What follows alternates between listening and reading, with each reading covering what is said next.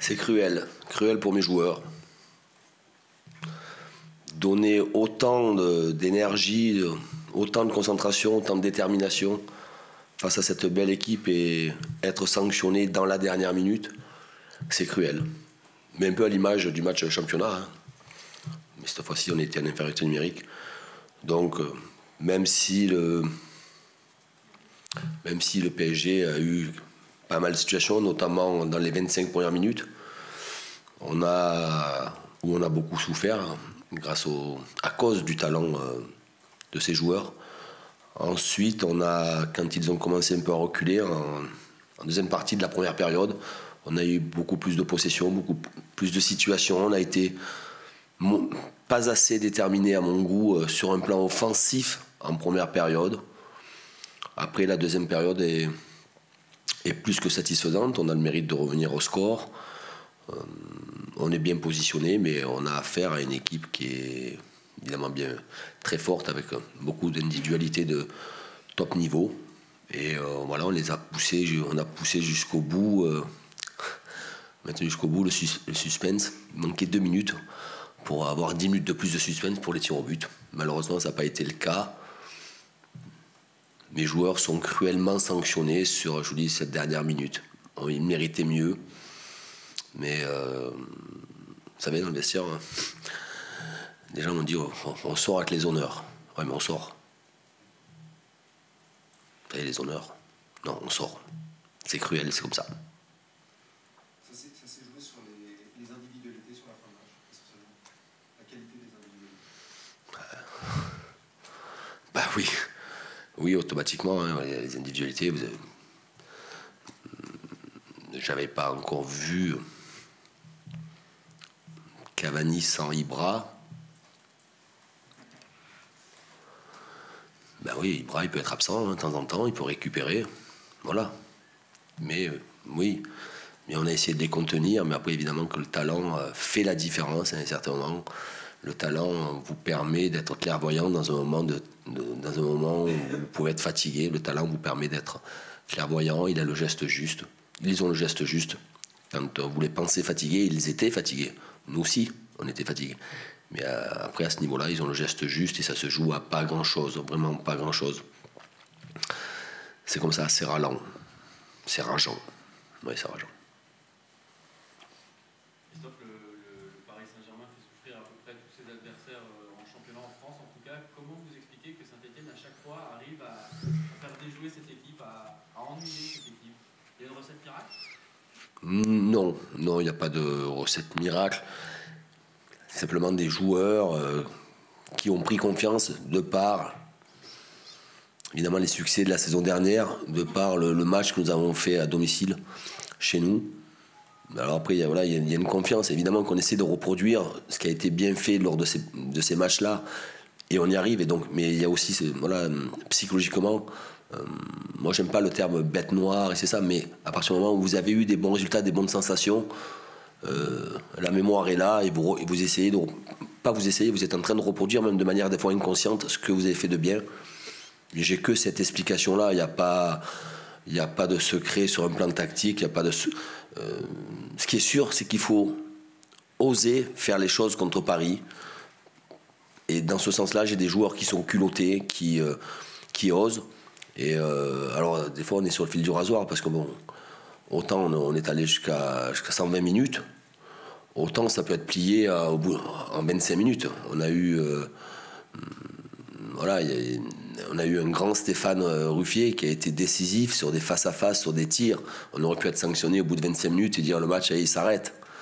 Mais voilà, après on a repris confiance, on a posé un peu notre jeu, et parce qu'on a quelques repères liés, je vous le dis, comme je vous le disais tout à l'heure, à des réussites de la saison dernière et du match aller. Mais non, il n'y a pas de recette miracle, et voilà, c'est comme ça. C'est de la réussite.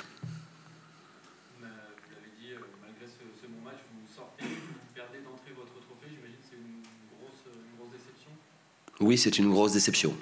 Oui, c'est une grosse déception. On savait la tâche difficile. On la savait très difficile. Pas impossible. On a essayé. on n'y est pas arrivé. Mais si à l'avenir, le détendeur du trophée pourrait être protégé et être tête de série, ça serait quand même bien mieux. C'est le seul petit regret que j'ai, parce que tirer Paris à Paris, voilà. Donc les 4 premiers du championnat de la saison dernière étaient protégés sur ce tirage-là. Nous avons fini 5e parce qu'on a joué toutes les compétitions. Le dernier match, on était 4e, et juste après le dernier match, on finit 5e. Mais on est vainqueur, on gagne ce trophée, on n'est pas protégé, je l'ai un peu en travers de la gorge. Parce que si on veut promouvoir ce trophée-là, et Dieu sait que la saison dernière, on l'a mis en valeur, ce trophée, je pense que la moindre des choses, c'est de respecter les vainqueurs. Je dis bien dans le règlement. Après, Paris a gagné sur le terrain, c'est comme ça.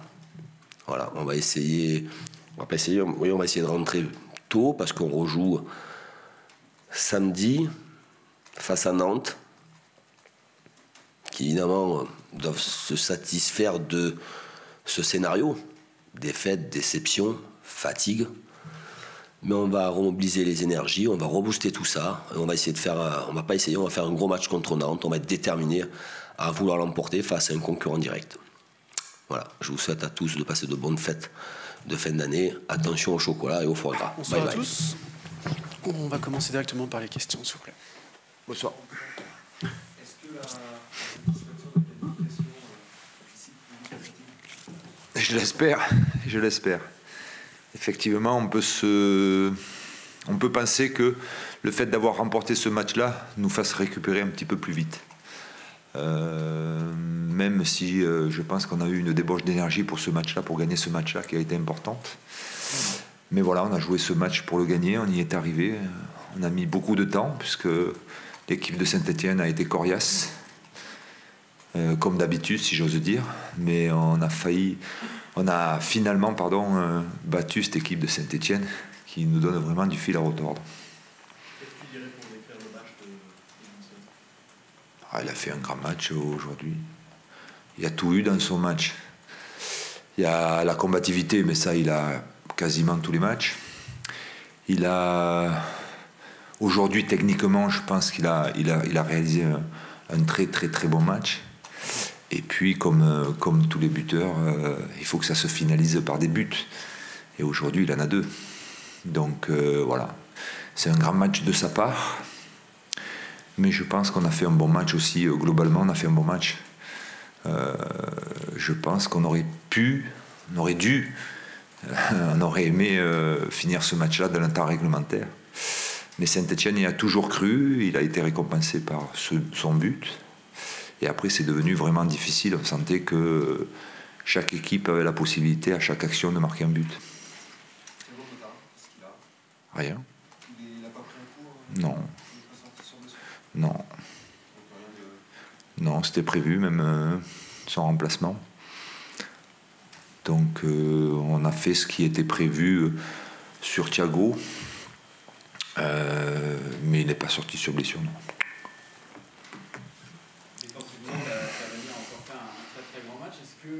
Non, mais ce que je retiens, moi, c'est ces 2 buts. Hein.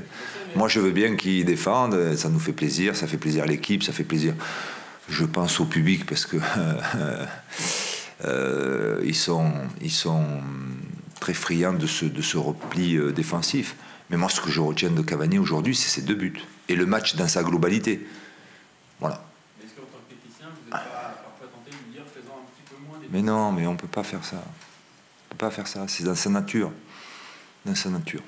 On a quand même le sentiment que son attitude déteint un peu sur certains de ses coéquipiers. Quand on voit Pastore et Menez rentrer avec autant de larmes, c'était pas forcément habituel chez eux. Écoute, si ça peut amener toute l'équipe à être aussi disciplinée que dit, aussi motivée et aussi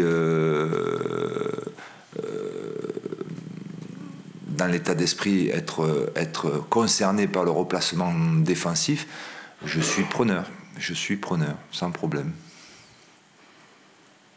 Est-ce que tu es inquiet pour Lille quand même après ce match-là? Pour Lille. pour lui, j'avais compris. Et comment tu veux faire?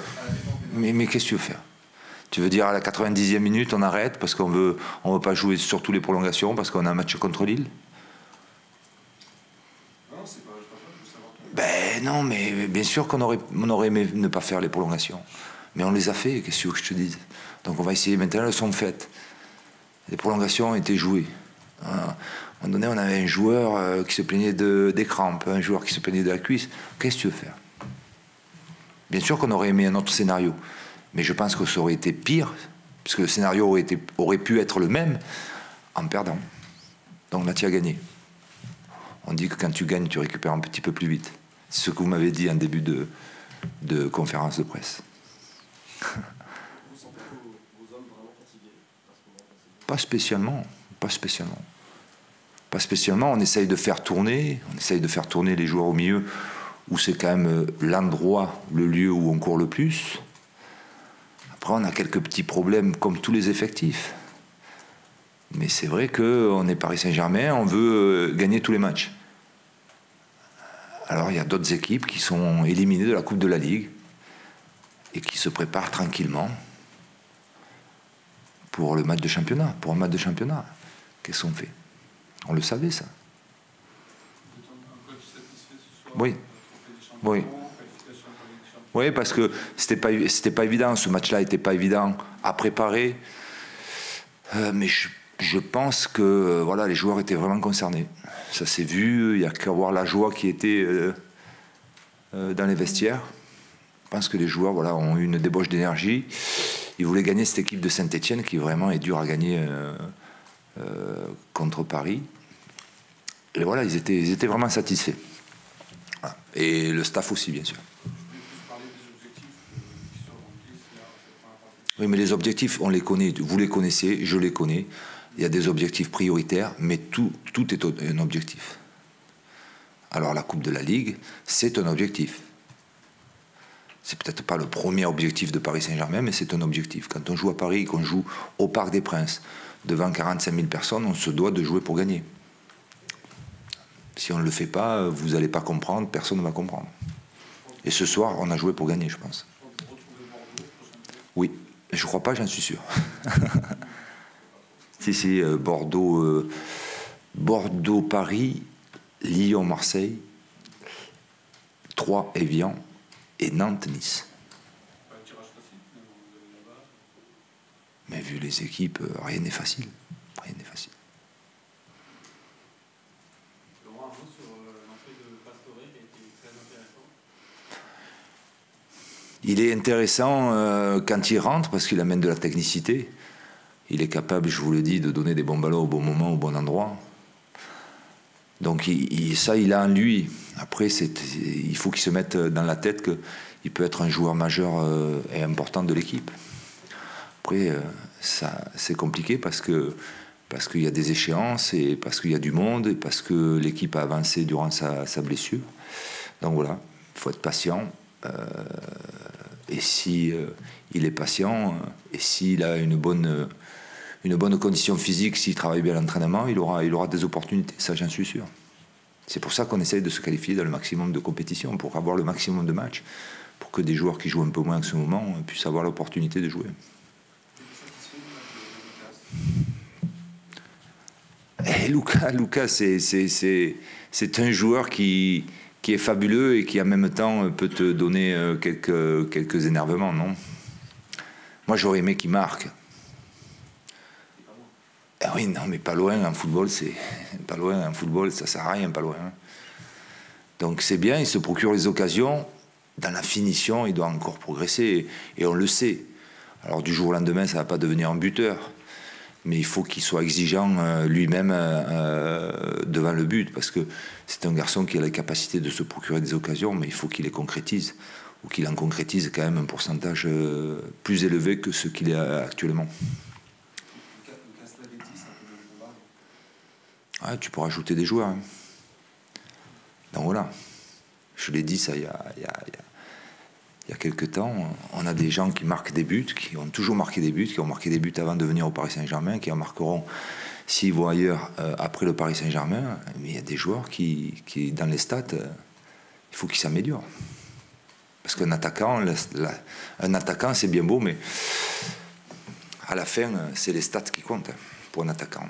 Que ce soit les buts ou les assists. Passe décisive.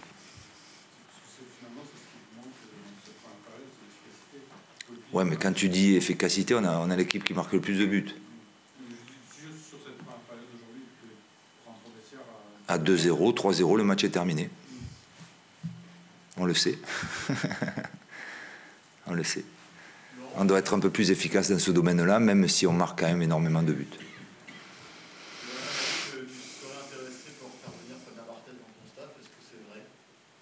On en a parlé, mais je trouve que vous affirmez des choses qui ne sont pas encore en place.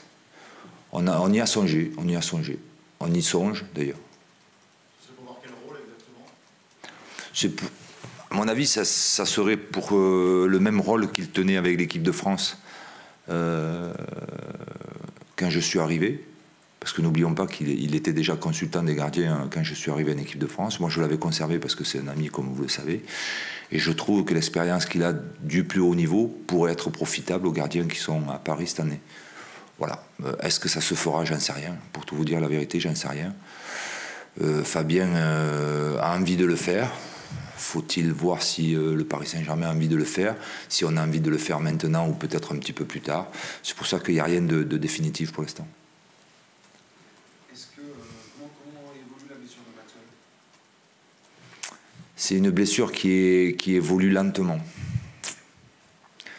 Puisque une fêlure, c'est ça, oui, une fêlure, on dit. D'une côte, de 2 côtes, je crois quand même qu'il en a. C'est douloureux. Ça te permet de t'entraîner à 50, 60, 70%, mais au-delà, ça fait très très mal. Et le problème, il est là. Le problème, c'est qu'il faut avoir un peu de patience. Et est-ce qu'on va pouvoir le récupérer avant le match de Lille? Je n'en suis pas certain, on verra. On est satisfait de ce que produit Digne depuis 3 matchs? Oui, il est dans la continuité de ce que ce garçon peut faire. Mais il a une énorme marge de progression. Il est encore jeune, ce joueur. Je pense que défensivement, il peut s'améliorer dans le placement, dans l'efficacité, dans l'agressivité.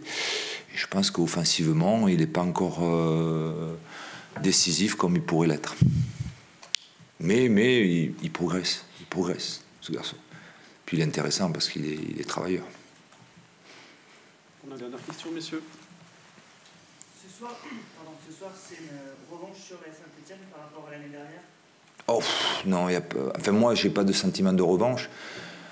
Cette équipe de Saint-Etienne est dure à jouer.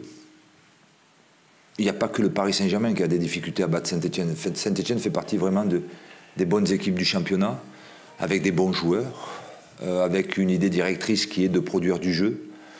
Donc voilà, elle est difficile à jouer. Si vous ne tuez pas le match comme on l'a fait malheureusement ce soir, elle est toujours là, elle est toujours présente, elle peut vous marquer un but à n'importe quel moment. Donc voilà, c'est une équipe difficile à battre. Donc, mais on l'a battue. On a mis un peu de temps, mais on l'a battu. Ah, il fait du bon travail, Christophe. Très bon. Messieurs. Bonsoir. Bonsoir.